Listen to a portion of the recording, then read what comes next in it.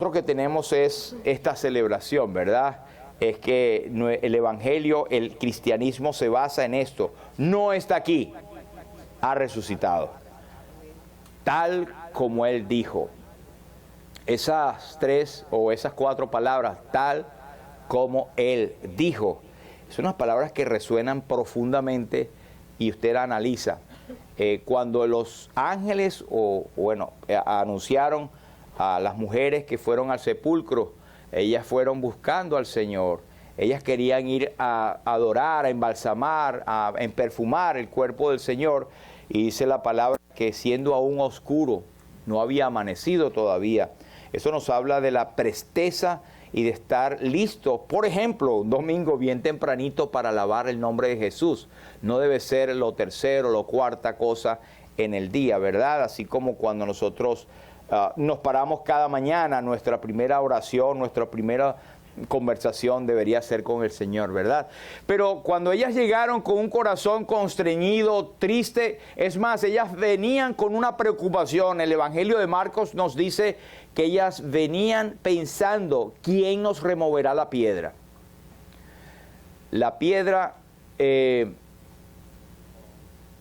era una piedra muy pesada que estaba en un canal y que podían entonces llevarla solamente con el peso de muchos hombres, y ellas iban solas a hacerlo. Pero cuando llegaron, la piedra estaba removida. Pero me llama la atención las 4 palabras, tal como Él dijo. Hermanos, si todo lo que nosotros tenemos en nuestras vidas, todo lo que está pasando alrededor, está basado o anclado en una promesa firme, en la promesa del Cristo resucitado. Y cualquier cosa en tu vida no va a ser diferente de lo que Él ya ha dicho en su palabra. Él ya tiene control de todas las cosas y Él tiene guardada nuestra vida. El apóstol Pablo dice, nuestra vida está escondida con Cristo en Dios. Así que todas las cosas en tu vida van a ser tal como Él dijo. Confianza en eso, amados.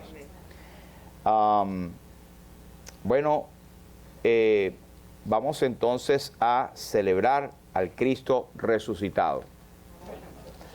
Vamos a todos a proclamar, Cristo resucitó, gloria a su nombre. A la 1, a las 2 y a las 3. Cristo resucitó, gloria a su nombre. Amén. Ahora nos leemos este versículo y ya nos podemos sentar. A todos allí, eso está en 1 Corintios capítulo 15, versículo 1 al 4. Y leemos todos. Además os declaro, hermanos, el evangelio que os he predicado, porque primeramente os he enseñado lo que asimismo recibí, que Cristo murió por nuestros pecados conforme a las Escrituras, y que fue sepultado y que resucitó al tercer día conforme a las Escrituras. 1 Corintios capítulo 15, versículos 1 al 4. Podemos sentarnos, hermanos. Muchas gracias.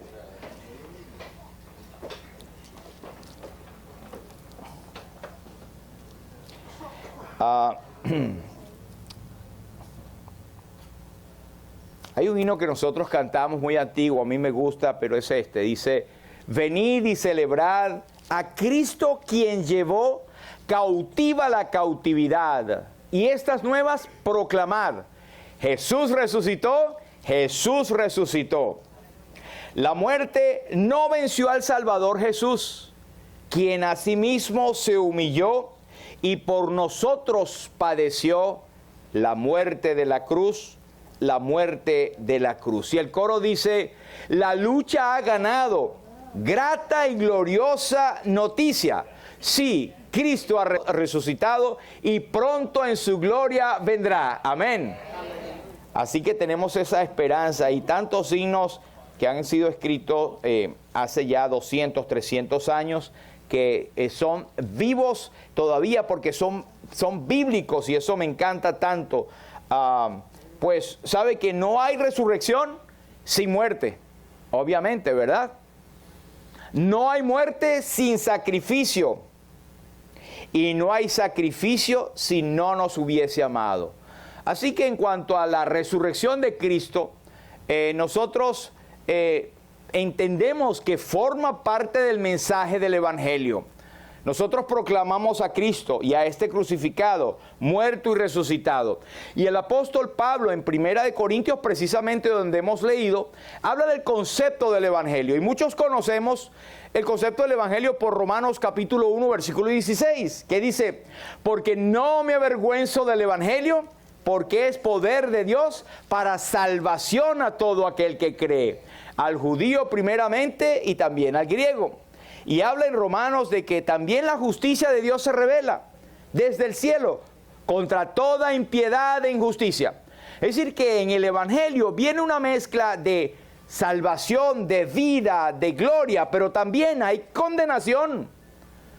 Hay pago por la injusticia. Y eso es lo que a veces las personas no entienden. Hay muchas personas que hoy en día están celebrando a Cristo sin celebrar a Cristo. Celebran a Cristo realmente, pero sin celebrar a Cristo. ¿Por qué? Es lo que Cristo decía, que en aquel día muchos me dirán: Señor, Señor, en tu nombre no echamos estos demonios afuera y no hicimos esto en tu nombre. Y les diré: no os conozco. No dice: no, nunca os conocí. Nunca, no os conozco, porque nunca le conoció. Nunca fueron salvos. No existe la remota posibilidad de que un verdadero creyente se portó mal, se apartó y de repente el Señor le diga: no te conozco. No. El que es salvo para siempre. Creemos en eso porque la salvación es un regalo de Dios, un regalo que se da condicional y después se quita porque te portaste mal. No es un regalo, eso es un obsequio, eso es algo que te da condicional. Y Cristo se dio a sí mismo en rescate por todos nosotros. Imaginemos por un momento en la eternidad, cuando estemos en la gloria o cuando estemos pensando que la iglesia de Cristo es fragmentada por la eternidad, por muchos que creyeron y luego abandonaron. Primero, que dice la Biblia: el que persevera hasta el fin será salvo. Para mí eso está en Mateo, ¿verdad? Pero eso habla en una época de que para tú saber que eres salvo tienes que perseverar. O sea, la perseverancia es una demostración de que eres salvo. No perseveras para ser salvo, sino porque ya eres salvo.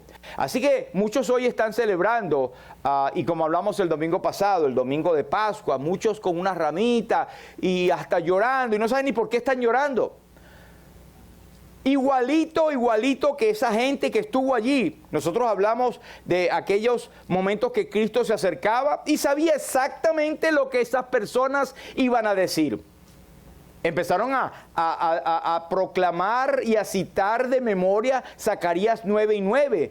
He aquí que viene sentado en un pollino tu rey, justo, humilde y salvador. Y también citaron de memoria el Salmo 118, cuando dice Hosana. Dice: salva, oh Señor, bendito el que viene en el nombre del Señor. Pero esa misma gente, yo no sé en qué porcentaje, pero eran los que después clamaban: crucifícale, crucifícale. Así que yo llamo la atención, hermanos, de que, y digo hermanos porque son mis hermanos en Cristo, pero solamente Dios sabe quiénes son salvos. Por su fruto lo conoceréis. Si venimos a proclamar la resurrección de Cristo, tenemos que vivir con la orden de ese Cristo resucitado. Cristo tiene que ser nuestro Señor, porque hemos leído en Romanos que, y aquí lo tengo abierto, mire, porque Cristo para esto murió y resucitó y volvió a vivir, para ser Señor así de los muertos como de los que viven. Ya sea que vivamos o muramos, del Señor somos. Es una confianza que tenemos en Cristo. Y si usted está viviendo un evangelio nominal, un evangelio familiar, un evangelio porque mi abuelita, mi abuelo, mi papá, mi tía, yo nací en un hogar evangélico, pues Dios no tiene nietos. Usted tiene que tener una decisión personal en Cristo. Tiene que recibir a Cristo. Tiene que creer en Cristo y arrepentirse de sus pecados. Ahora, el pecado que le condena a la gente, y según dice el mismo Señor Jesucristo, en parte no va a ser el pecado que está haciendo ahorita. Porque todos nacemos en pecado. No somos pecadores porque pecamos, sino pecamos porque somos pecadores. Es que no queremos aceptar o creer en Cristo que murió por nuestros pecados. Y si la persona no cree en Cristo, todos sus pecados le van a condenar y le condenan. Ahora mismo está con la condenación en su cabeza. Cristo lo dijo en Juan 3:36, el que cree en el Hijo tiene vida eterna. Pero el que rehúsa creer en el Hijo, el que desobedece al Hijo, no verá la vida, sino que la ira de Dios está sobre él. ¿Y qué significa desobedecer al Hijo? Puede estar diciendo que es cristiano o cristiana, pero no está llevando la vida. Es más importante cualquier cosa que Cristo. Quiero hacer llamar la atención y me la llamo a mí mismo. ¿Es Cristo lo más importante en mi vida? ¿Vivo como un cristiano, un creyente en Cristo? Si lo hago es porque tengo a Cristo como mi Señor.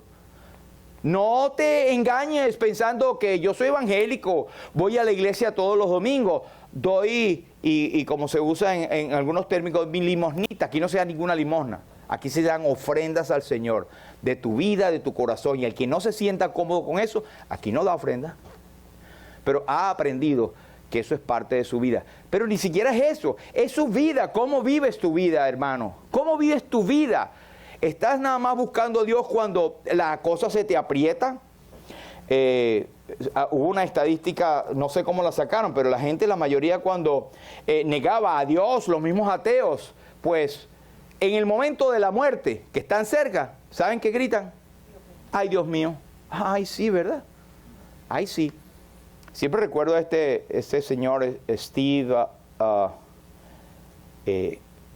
Hawkins, creo que era un señor inglés científico, que el cerebro se le fundió de lo inteligente que era.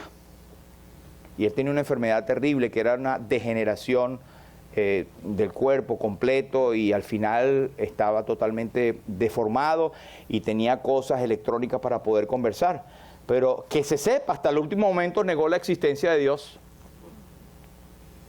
¡Qué sorpresa cuando abra sus ojos!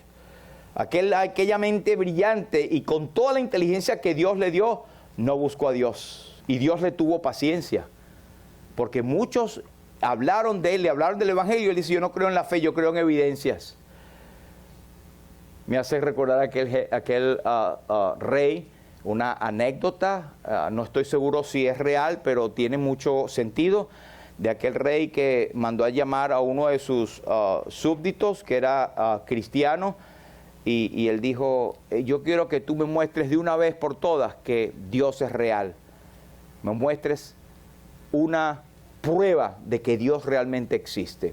Y él estaba en la corte, y usted sabe que no era una conversación con el jefe, era con uno que si no le gustaba tu respuesta te cortaba la cabeza. Y él le dijo: mi rey, ¿pudiese por favor acercarse a la ventana? Y él dijo: bueno, ¿será que aquí me va a decir qué es lo que es para que la cabeza caiga allá? Porque no me va a poder mostrar nada. Y él dijo: su majestad, ¿pudiese por favor mirar un momento arriba?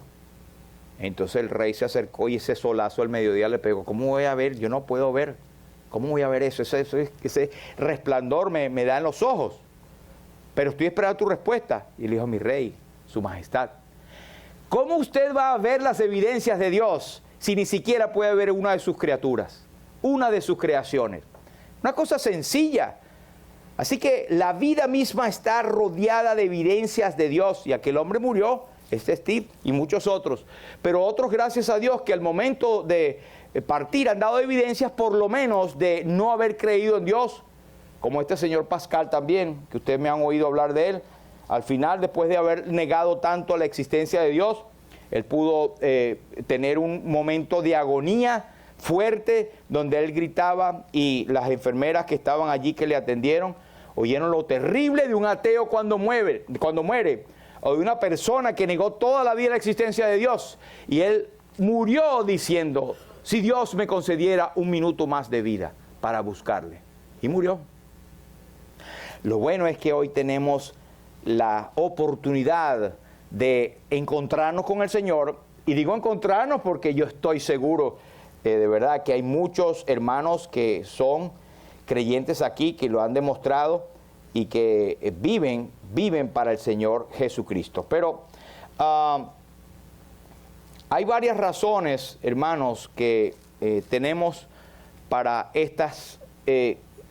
la obra de Cristo a favor nuestro.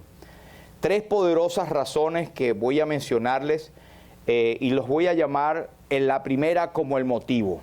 El primer motivo de que Cristo te ha hecho a ti objeto de su amor y de su búsqueda, y todavía lo está haciendo. Y con esta bendita celebración de la Semana Santa, que es yo digo que estos son provisiones de Dios para que nadie tenga excusa de decir, oh, pero yo nunca supe del Evangelio, porque aún en el mundo cristiano y ateo, en esos países todavía se celebra la Semana Santa, con excepción, por supuesto, de países musulmanes.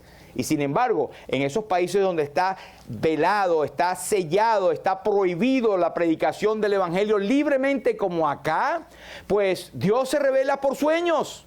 Usted va a encontrar en el internet miles de testimonios de musulmanes que han venido a la fe por sueños que han tenido de Isha, de Jesús, que se le ha aparecido en sueño y le ha dicho, yo soy el Salvador. Y han quedado impresionados y han tenido que salir de la religión buscando a ese Isha, buscando a un misionero que les hable de eso.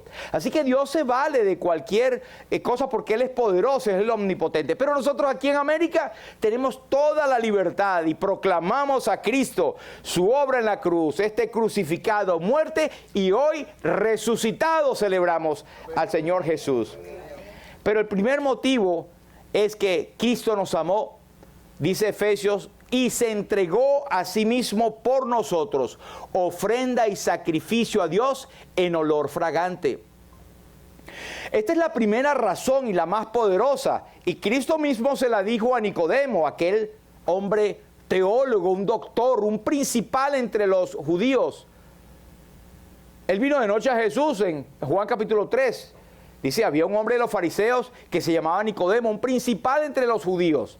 Un hombre, un doctor, una eminencia, una figura relevante entre los judíos. Y él vino de noche, se dice por allí, que vino de noche porque le daba pena que vieran a Jesús. Y con él hablando, un maestro de la ley. Pues él vino y se humilló, pero vino de noche para que no le dijera, mira, por allá estaba el doctor hablando con el que Jesús de Nazaret.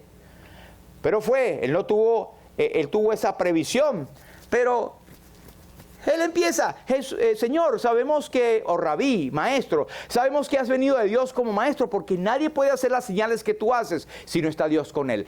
Él había visto pruebas del Evangelio, pruebas del poder del Señor. ¿Y tú has visto prueba del Señor en tu vida? Nosotros los creyentes la vemos a cada momento, porque sabe, cuando uno es creyente, el Espíritu Santo entra en nosotros y tenemos la virtud, tenemos la capacidad de tener un discernimiento espiritual y de ver cosas que el hombre inconverso no ve. Lo ve, esa es casualidad, para nosotros no es casualidad. ¿Cómo que dice el pastor Fran? Es diosidencia. Yo iba a decir diosualidad, pero no suena. Diosidencia. Sí, Señor. No hay coincidencias, hermanos. Hay Dios actuando detrás de cada cosa. Si tú estás aquí un domingo y que hoy nos vinimos temprano, ¿verdad? No es por casualidad. Dios quiere que le adoremos y le alabemos. Y Dios le agrada. Dios habita entre las alabanzas de su pueblo. Amén. Por eso estamos aquí. Cuando usted esté aquí y levante, aunque la música a veces no salga o se eche a perder el aparato, nosotros todavía alabamos al Señor. De alguna manera, ¿verdad? Y recuerde, la alabanza no es solamente el hablar, el levantar las manos, es nuestra vida entregada al Señor. Pero entonces el amor, cuando estaba hablando de Nicodemo, es para referirme que ese capítulo Cristo muestra el famoso versículo que todos nos sabemos ya, ¿verdad? Todos nos lo sabemos de memoria. Amén. Amén, amén, pastor, pero me lo pida porque no me lo sé.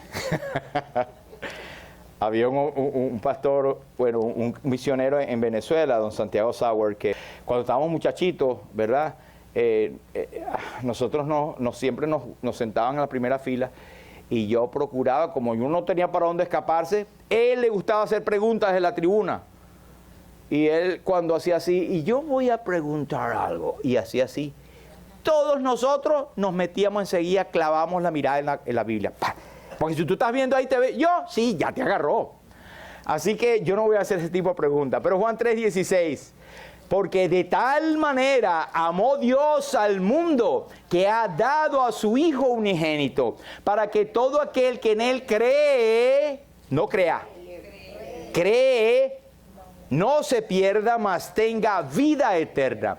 Y a mí me gusta esa versión Reina Valera porque el verbo de ahí de decir, de creer, es un verbo en presente. Es decir, está creyendo permanentemente. El creyente es creyente porque cree, ¿verdad? No puedes decir jamás, o cuando escuches algo, yo creí una vez, pero ya me aparté, ya no sé, ya no creo más en el Evangelio. No puede ser, no creíste nunca. Porque el que cree es como el que sabe que el agua es lo único que te quita la sed. Te puedes tomar Pepsi-Cola o cualquier otra cosa, pero eso no te quita la sed, te da dulce, te da más. El agua es lo único que te refresca. Entonces Cristo es la fuente de vida eterna, pero Él mostró que es el amor de Dios el que nos arropa. Por eso el motivo principal es que Dios nos amó y Él te ama. Si hay alguno aquí que no tiene a Cristo en su noticia, hoy es el tiempo aceptable. Hoy es el día de salvación. La Biblia nos habla exhortaciones tomadas del Antiguo Testamento, pero si oyeres hoy su voz, no endurezcáis vuestros corazones. No te endurezcas, porque mañana tal vez no tengas tiempo. La gente vive como que jamás va a morir. Y uno cuando ya llega a los 50, llega a los 60 y está por ahí, dice, cónchale, ya se me está acabando el reloj, ¿verdad? Pero gracias a Dios que uno tiene la vida eterna, ¿verdad? Porque sabe que uno va a volar y pasar, como dice el Salmo 90. Con todo eso volamos y nos vamos, ¿verdad? Pero nosotros estamos en Cristo. Y yo sé en quién he creído y estoy seguro que es suficiente para guardar mi depósito para aquel día. Él dijo en Juan 5 y 24, el que oye mi palabra y cree al que me envió, tiene vida eterna y no vendrá a condenación, mas ha pasado de muerte a vida. ¿Quieres tú tener eso? ¿Quieres tú pasar de muerte a vida? ¿Tú como creyente estás seguro que has pasado de muerte a vida?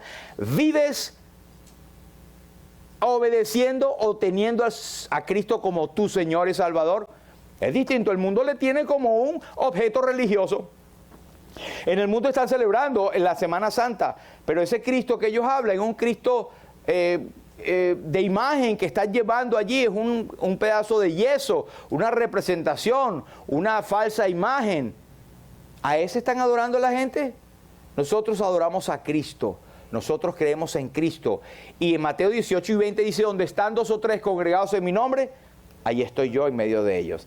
Cristo habla del amor del Padre porque de tal manera amó, ese es el motivo poderoso, más grande. En Jeremías, aunque se lo dijo a Jeremías, también nos lo dice a mí, con amor eterno te he amado, por lo tanto te he prolongado mi misericordia. Eso aplica a toda persona.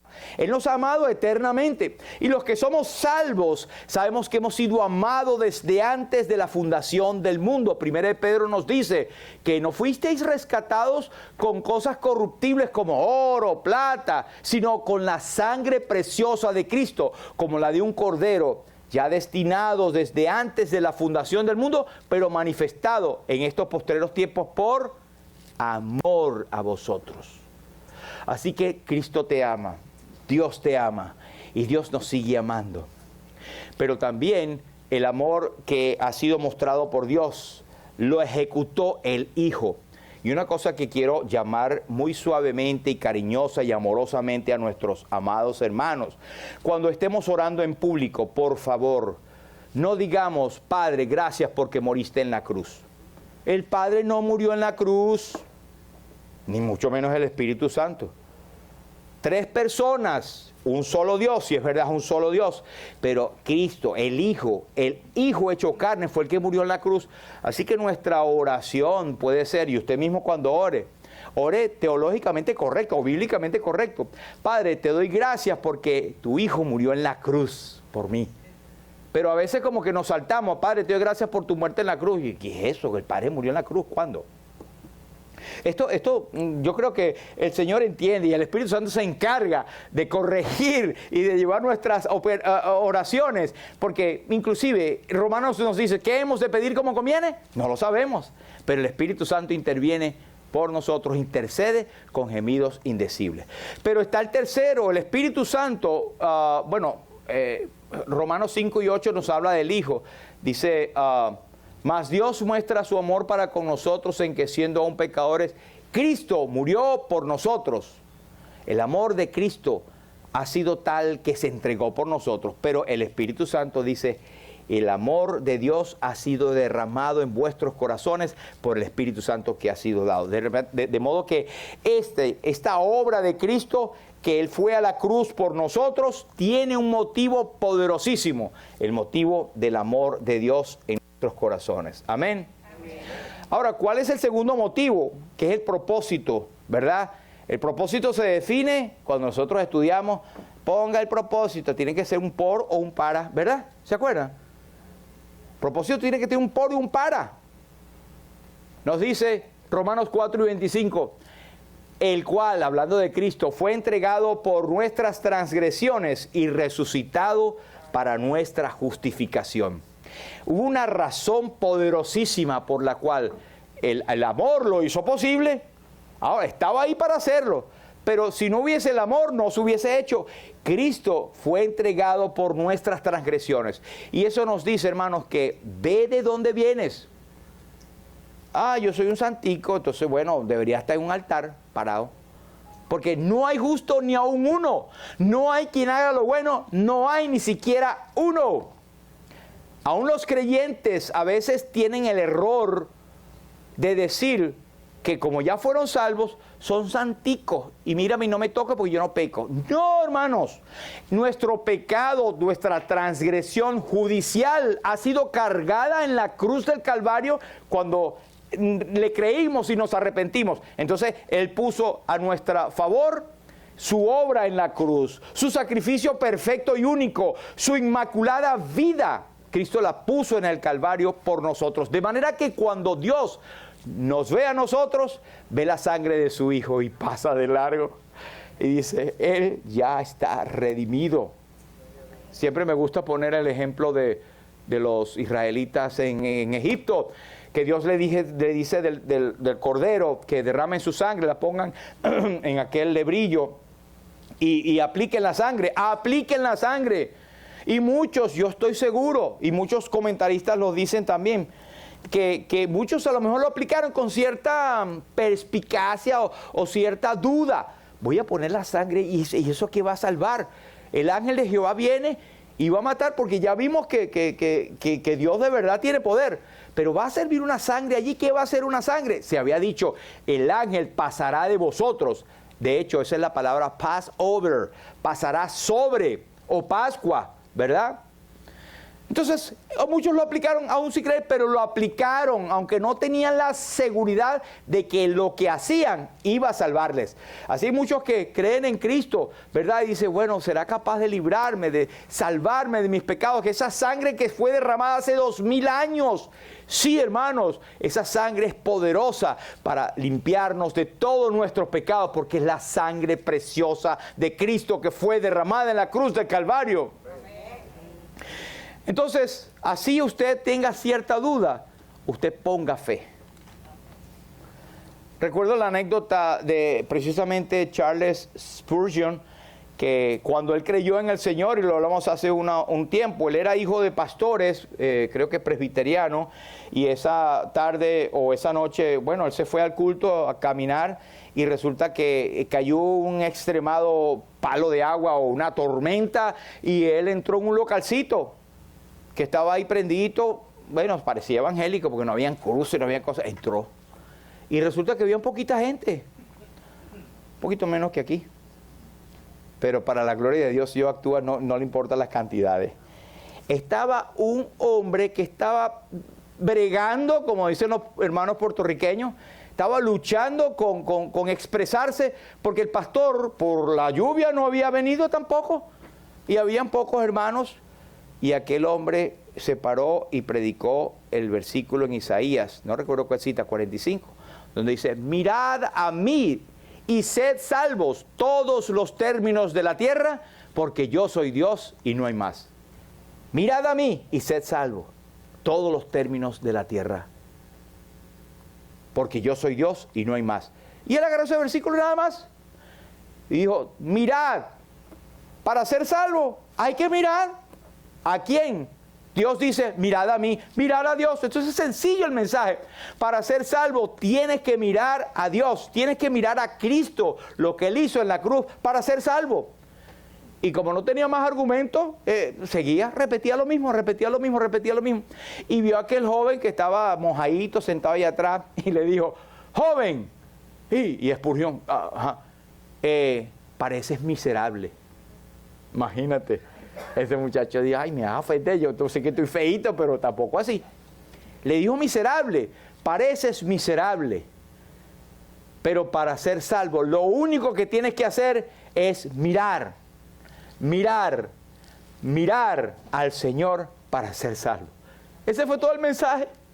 Mirar, joven, mira a Cristo lo que hizo en la cruz, mira a Cristo. Y aquel hombre al final dijo, lo he mirado ahora y soy salvo. Esa fue la conversión de Spurgeon, él lo dice. Un hombre que no tenía letras, predicó, se paró porque no había llegado el pastor, como algunos han hecho aquí. Y aquel hombre fue salvo por mirar, porque Cristo fue entregado por nuestras transgresiones y resucitado para nuestra justificación. Entregado por nuestras transgresiones es otro modo, para no entrar en detalles, del pecado. Lo que hemos transgredido, hemos pasado. La palabra pecado quiere decir errar el blanco, y transgresión es lo que hemos pasado de lo que el Señor ha puesto. Es como lo que decía que no traspaséis los límites antiguos, hablando de la distribución de las tierras cuando Israel recibió las tierras, pero no traspaséis los límites que vuestros padres han puesto, no traspases lo que Dios ha puesto, pero el hombre lo traspasó. Ya no hay cómo decir para atrás. Somos salvos solamente porque Él intervenga milagrosamente, y Él intervino entregando a Cristo por nuestras transgresiones. Pero no automáticamente entonces todo el mundo es salvo, porque la conclusión lógica es, si Cristo murió por todo, entonces yo soy salvo. No, la salvación es individual, es un momento de reconocer que somos pecadores y creemos en Cristo. No sirve que tengas conocimiento del Evangelio, puedes predicar el Evangelio si quieres, pero si no has tenido tu cuándo, tu dónde y tu cómo, pues no eres salvo. La palabra de Dios nos dice que estás condenado, y ten cuidado, hermanos. Por eso siempre, yo todavía no he oído que nadie critique esto, pero nosotros debemos revisarnos.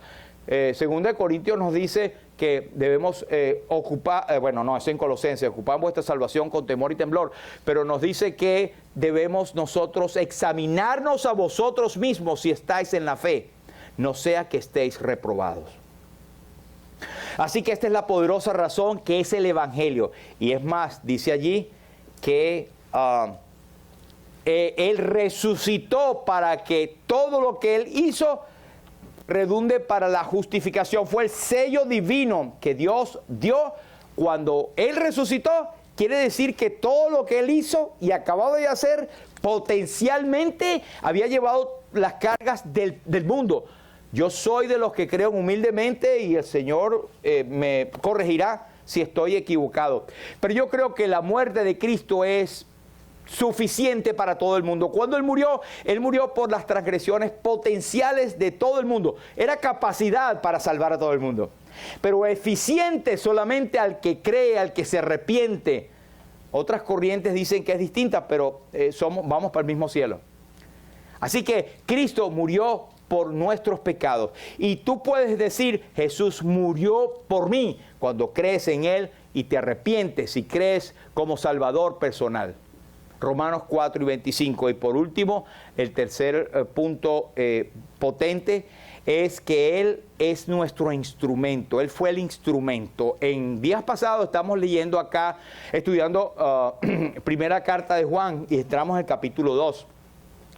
Yo le invito, hermanos, a que haga el esfuerzo de venir los viernes. Haga el esfuerzo. Es un momento más de que el Señor nos concede para nosotros estudiar la palabra, crecer en Él, y ponga, por favor, todo lo que tiene de sus recursos para dar el primer lugar a Dios. Pero estamos disfrutando ese momento y lo disfrutaríamos mejor si le vemos a usted, algunos, ¿verdad? Pero dice, quien llevó él mismo nuestros pecados en su cuerpo sobre el madero, para que nosotros, estando muertos a los pecados, vivamos a la justicia, y por cuya herida fuisteis sanados.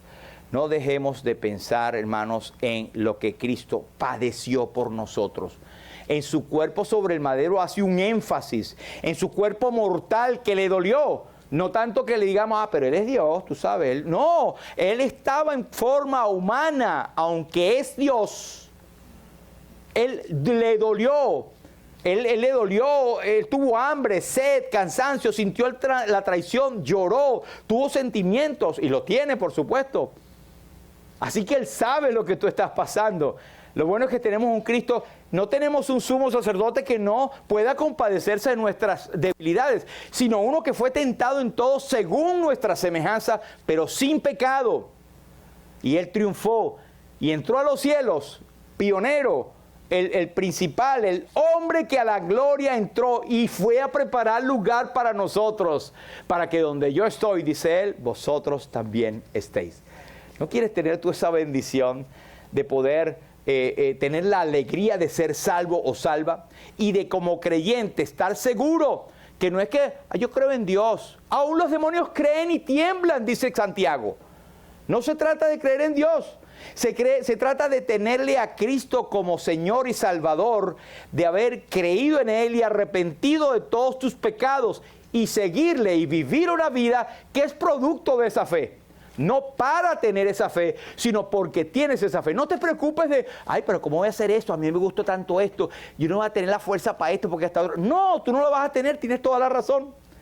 El Señor te va a dar el poder, el Espíritu Santo morando en ti, y te va a dar la seguridad de que eres salvo por medio del Espíritu Santo que mora en ti. En Él también vosotros, habiendo oído el Evangelio de vuestra salvación y habiendo creído en Él, fuisteis sellados con el Espíritu Santo de la promesa, que es las arras de vuestra herencia, hasta la redención de la posesión adquirida para alabanza de la gloria de su nombre.